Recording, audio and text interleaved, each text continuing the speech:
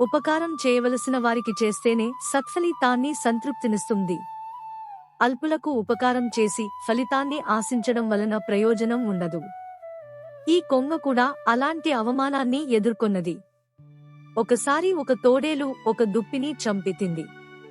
చివర్లో ఒక ఎముక ముక్క దాని గొంతుకు అడ్డుపడింది. ఆది తీసుకోలేక మింగలేక నానా అవస్థాపడింది. అది క్రమేపీ ఎంతో బాధించింది.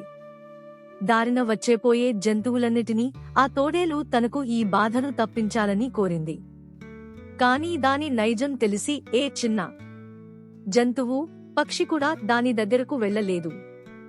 చివరికి ఒక కొంగ అటుగా వచ్చి దాని అవస్థ గమనించింది. అయ్యో, ఇది నిజంగానే బాధపడుతోందని జాలిపడింది.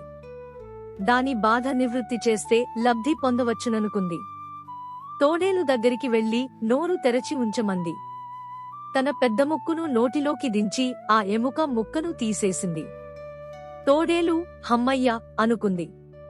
ఎంతో సాయం చేశావని కొంగను మెచ్చుకుంది. నీకు అంత సాయం చేస్తే ఒక్క మాటతో సరిపెట్టుకుంటావా అంది కొంగ. దాని అమాయకత్వానికి నవ్వుకుని తోడేలు, అమాయకురాలా, నా బాధను తప్పించావు గనుక నిన్ను క్షమించి వదిలేశాను. లేకపోతే నా నోట్లోకి పెట్టిన నీ తలను కొరికి ఫలహారం గాలేక కాదు. బతికిపోయావు. వెళ్ళిపో అంది. తోడేలు బుద్ధికి కొంగ ఎంతో నొచ్చుకుంది. ఇలాంటి దుష్టుడికి సాయం ఎందుకు చేశానా అనుకుంది.